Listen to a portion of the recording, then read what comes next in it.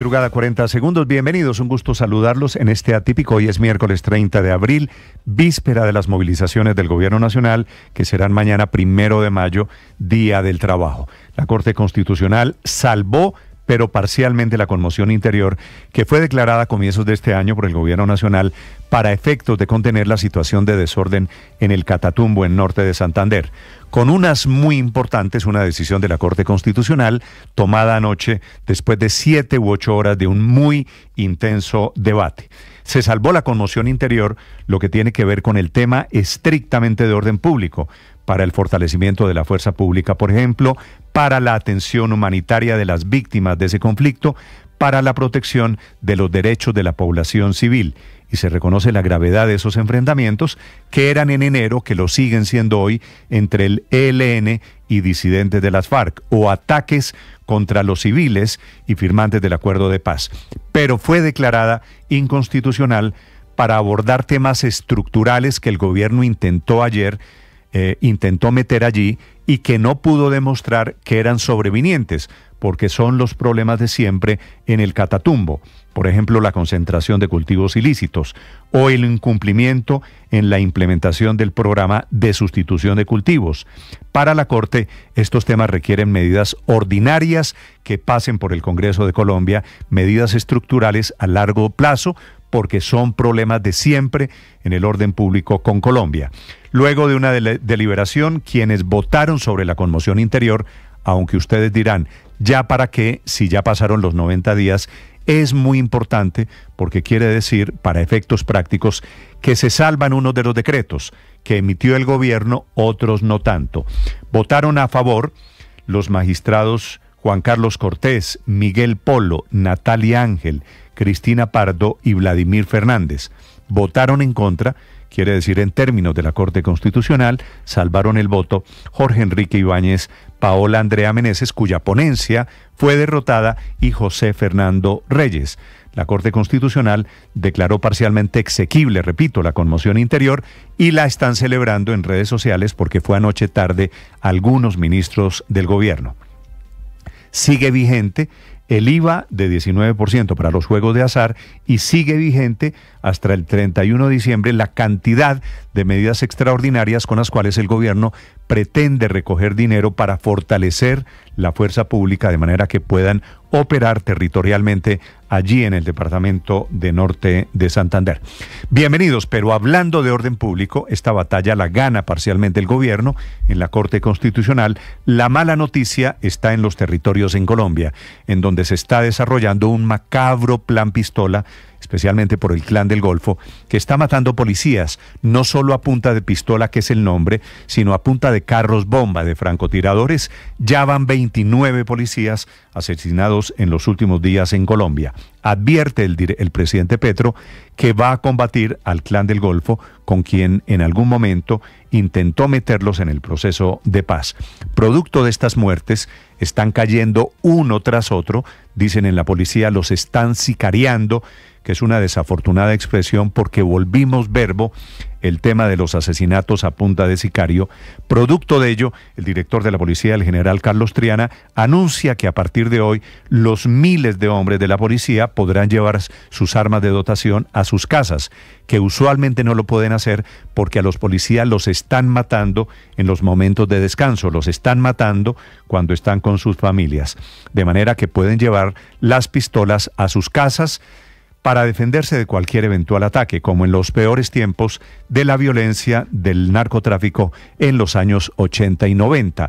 Hoy están ofreciendo 3 millones de pesos por cabeza de cada policía que caiga, que básicamente es lo mismo que hacía Pablo Escobar.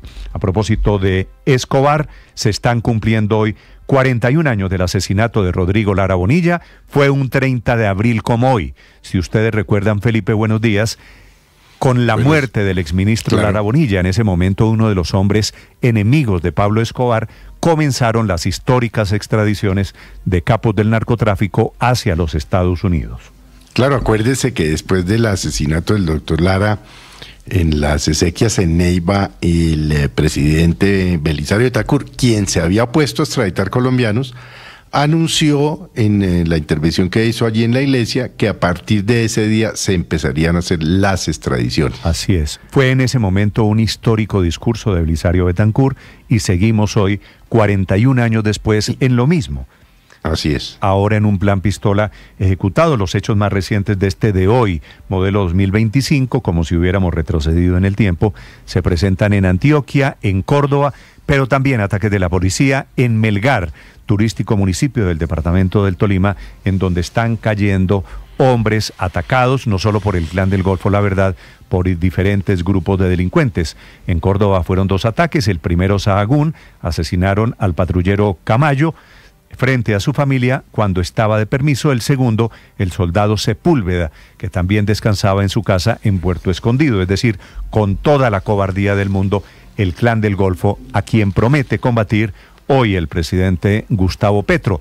A propósito del petrismo y a propósito del plan pistola y de la paz total, hay una muy dura crítica del expresidente Juan Manuel Santos, que dice que quien fue comisionado de paz organizó a disidentes de las FARC, los fortaleció, los transportó en helicóptero, ahora para llegar a las que estamos de una situación de desorden público terrible por todo el país.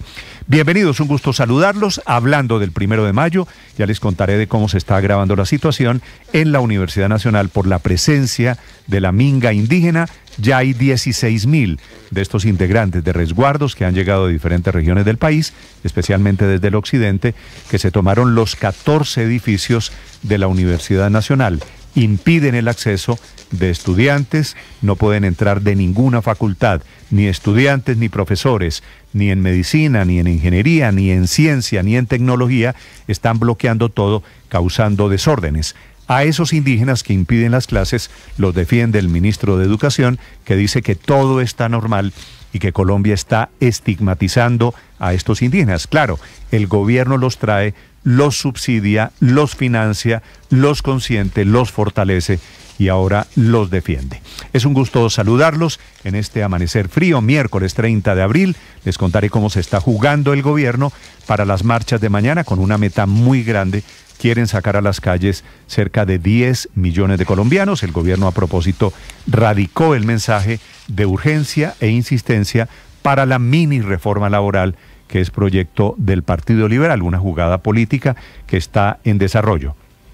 Y hablando de política, les contaré de una que está pasando por debajo del radar, el proyecto que busca permitir el transfugismo en Colombia, dirigido a modificar el sistema de votación y a permitir que los parlamentarios se muevan, pensando en las elecciones del año entrante, por supuesto, una jugada que impulsa el gobierno y su bancada de izquierda en el Capitolio Nacional. Es un gusto saludarlos. Hay definición esta mañana de los cardenales que podrán votar en el cónclave del Papa, que es la noticia del momento. En segundos, comunicado del Vaticano. Y en segundos, el balance que hace desde los Estados Unidos el presidente Donald Trump, que dice que han sido 100 días históricos. De pronto tiene razón, pero ha cambiado al mundo el señor Trump, que dice que todavía no ha comenzado. Enseguida, lo más importante en este resumen que preparamos en Voces y Sonidos en Mañanas Blue. En las últimas 24 horas asesinaron a 3 policías y a un soldado.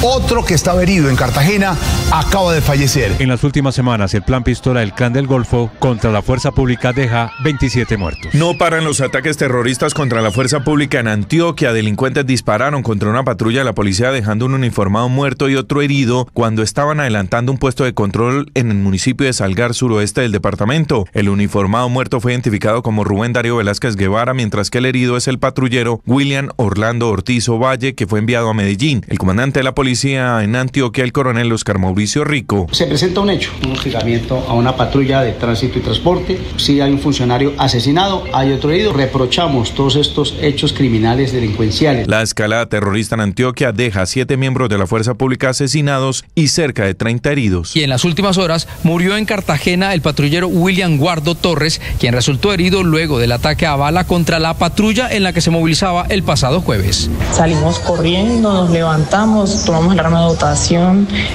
buscamos los chalecos antibalas y bajamos a apoyar al compañero que tenemos que enfrentar absolutamente todo.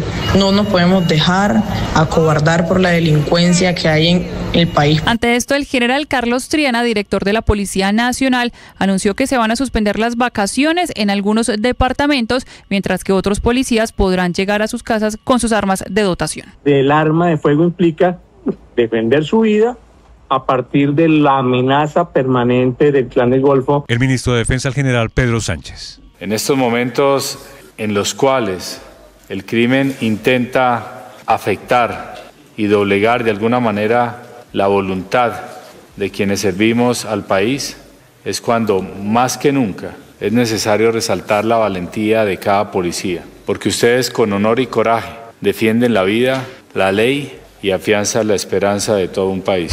Desde San José del Guaviare, el ministro de Defensa, Pedro Sánchez, afirmó que van a ofrecer una recompensa de hasta 50 millones de pesos para quien ayude a ubicar a alias Miller, el cabecilla de las disidencias de alias Calarcá, responsable del asesinato de 7 militares en una emboscada. Cuyo asesino es un exfirmante de paz, alias Miller. Nosotros ofrecemos hasta 50 millones de pesos por información. Y en medio de esta escalada violenta, el expresidente Juan Manuel Santos lanzó duras críticas al fallido proyecto de paz total del gobierno del presidente Gustavo Petro. Aseguró que no logró lo prometido y en especial permitió la expansión de grupos como las disidencias. Las disidencias de las FARC, que eran un grupo muy pequeño de traquetos, porque los que no firmaron estaban dedicados más que todo al narcotráfico. Les dieron el reconocimiento de Estado Mayor Conjunto de las FARC, o sea que el propio gobierno organizó a las disidencias y mire los resultados. La Corte Constitucional avaló parcialmente el estado de conmoción interior en la región del Catatumbo al considerar justificada su aplicación frente a hechos urgentes y recientes como la violencia armada y la crisis humanitaria, pero rechazó su uso para enfrentar problemas estructurales como la pobreza, la presencia histórica de grupos ilegales y las fallas en políticas sociales. Llegaron a Bogotá más indígenas para participar en las marchas del 1 de mayo. La Minga aseguró que más de 20.000 indígenas marcharán para pedirle al gobierno que cumpla con los compromisos que adquirió. El ministro de Educación, Daniel Rojas, aseguró que la presencia de la Minga indígena en la Universidad Nacional no afecta las actividades académicas de los estudiantes. Esto a propósito de la llegada de las comunidades a Bogotá para la movilización del 1 de mayo. Desde el Ministerio de Educación Nacional hemos brindado las garantías, el gobierno nacional ha brindado las garantías para la permanencia de la Minga indígena. El señor Marte nos ha dicho que no hay traumatismo para la jornada académica. La Fiscalía General cerró la puerta a Sandra Ortiz para acceder a un principio de oportunidad por el escándalo de la Unidad Nacional de Gestión del Riesgo. No está cerrada las puertas para una negociación, pero ya no en principio de oportunidad, sino se le ha dejado abierto la puerta en un preacuerdo.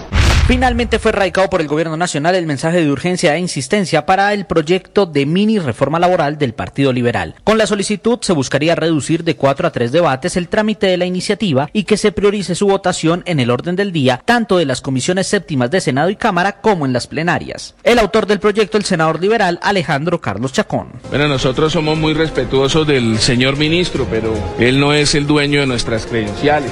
Respetamos profundamente al gobierno, pero las decisiones sobre la iniciativa legislativa la tenemos en nosotros. El senador por el Centro Democrático, Miguel Uribe Turbay. Nosotros hemos hecho una oposición constructiva. Cada crítica la hemos acompañado con una propuesta. Y lo que queremos es que se enfrenten los verdaderos dramas del mercado laboral, el desempleo y la informalidad. El problema es que la consulta y en buena parte la reforma laboral genera una destrucción masiva de empleos formales. Luego del gran apagón registrado en las últimas horas en España, el presidente de Andesco, Camilo Sánchez, declaró que nuestro país también está en riesgo de sufrir algo similar tras las deudas del gobierno con las generadoras y sobre todo por la masificación de la energía solar. Y ese sistema se apagó y pues esto puede pasar en Colombia. Ojalá que no pase, ojalá que lo que hemos construido durante estos últimos 30 años dé lo necesario. Pero estamos hablando en otros decretos donde estábamos diciendo que cualquier colombiano puede meter su energía de techos solares a el sistema. Imagínense eso que no ha estado bien diseñado, qué puede suceder con esa tecnología que se está incorporando y que de la noche a la mañana esos sistemas y esas redes que son viejas de pronto puedan colapsar. Autoridades en la capital antioqueña siguen en máxima alerta tras las fuertes lluvias de las últimas horas que produjeron decenas de afectaciones a viviendas y vías, por lo que ya anunciaron nuevas medidas para hacer frente a estas emergencias. Tras un comité extraordinario de gestión de riesgo como principal conclusión, se decidió declarar la calamidad pública en el distrito. Al respecto, el director del DAGRED, Carlos Quintero. Estamos hablando de alrededor de 350 familias a lo largo del distrito de Medellín, más de 800 personas de manera directa afectadas. Esto hace que el distrito supere esa capacidad de respuesta.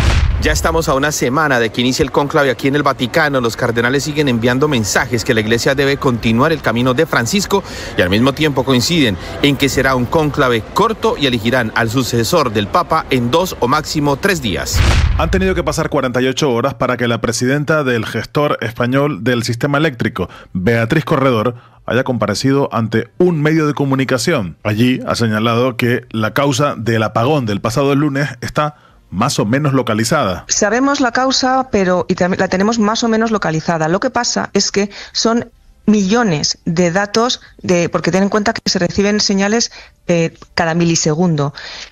Nosotros hemos facilitado ya las medidas de nuestros centros de control, porque también para tranquilizar a todo el mundo son medidas que quedan grabadas. Insistió en descartar que se trate de un ciberataque. Nuestros informes preliminares, que eso fue lo que dijo nuestro portavoz, descartan que haya indicios de un ciberataque, pero evidentemente tenemos plena disposición, y así ha sido siempre, para que los servicios oficiales del Ministerio entren en el sistema físicamente, in situ, y puedan darnos las herramientas que tiene a disposición el Estado, a nosotros y a los demás distribuidores, cuyos centros de control tendrán que hacer lo mismo, y lo van a hacer, para ver si hay algo que los servicios tradicionales no hayan podido detectar. Y calificó al sistema eléctrico español como el mejor de Europa. La desaceleración de la economía china se profundiza y con ello se empieza a ver el efecto de los aranceles de Trump. En un efecto dominó se produce una fuerte caída de los precios del petróleo Brent, lo que alimenta el temor a una recesión mundial. Los analistas advierten que la escalada de la guerra comercial está transformando las cadenas de suministro, frenando la demanda energética y amenazando el crecimiento mundial. El propietario de Boyacá Chicó, Eduardo Pimentel, denunció que 3 exfutbolistas de su equipo estarían implicados en apuestas ilegales. No dijo quiénes eran, pero los expulsó del plantel profesional e hizo la denuncia ante la fiscalía. Donde mostré que había algunas jugadas que no eran las más acordes ni las más correctas dentro de un campo de fútbol. Además, Paris Saint-Germain ganó 1-0 en el duelo de ida de las semifinales de la UEFA Champions League ante el Arsenal. Estás escuchando Blue Radio.